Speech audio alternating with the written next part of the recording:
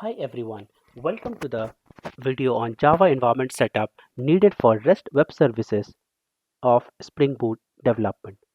In this video, we are going to explore the various tools which we would need for REST API development or for the time being any Java related development based on Spring Boot. Talking about the first tool that we would need is JDK 1.8, which is Java 8 version. So in order to verify the existing Java version in your system, you can go to Java command prompt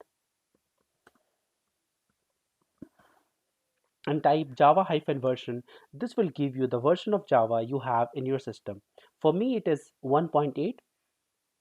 If it doesn't show anything or if it is less than 1.8, then you would need to update or download the Java 8 version.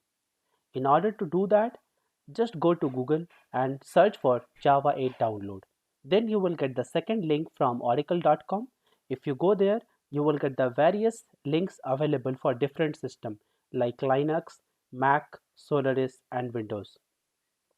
So the one which I'm highlighting right now is for Windows 64 version, which is currently my system. So if you have the same or if you have any other options available suitable for you, then I will suggest to download the JDK version and then install like a normal installation process.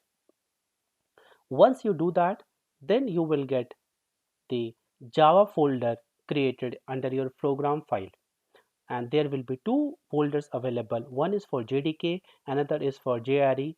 Besides the name, there will be version written. Again, after that, if you go to your command prompt and search for Java version, it should highlight the version that you have. Talking about the next tool we would need is Eclipse, which is very commonly used, very popular, related to your enterprise Java application. In order to download Eclipse in your system, just search for Eclipse download for Windows 10 64-bit, which is currently my system. So I'm just looking for that. And then if you click on this download option, the first from eclipse.org, you will get this website. And here as you can see, Windows 32-bit, Windows 64-bit is available. So based on your system, you can download the respective Eclipse version and install it when needed. This shows the installed version of Eclipse which I had. Okay, I have not downloaded recently. This is like earlier I already had it, so I don't need to install. Similarly, if you download it for the first time, the first thing that it will ask is for your workspace location. So you can provide any of the folder location where you want to put your Eclipse related code. Talking about the next tool which we would need is Postman. Postman is basically needed for the API testing and execution. In order to download Postman, just go to Google and search for Postman download and then go to the first link as this. Into this, under download, you will get again two options, Windows 32-bit or Windows 64-bit. You can download this based on your system configuration. This is the installed Postman into my system, which I have downloaded for 64-bit. As you can see, right now it is completely blank, and here we are going to test our API. As you can see here in the drop down, there are various methods that we can test specific to API, and then you can provide the API URL and the respective details as and when needed. We'll talk about this in much more details during our REST API development coding, so stay tuned for that.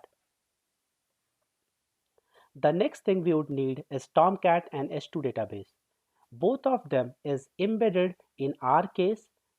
What that means is we are going to use a Spring Boot project, and Spring Boot provide a rapid version of embedded for these two options. So Tomcat is the web server and S2 is the RDMS database which Spring Boot provide out of the box for us, so we do not need any additional installation for this. And I would recommend you to follow the same so that you can create your REST API with minimal configuration changes and software installation.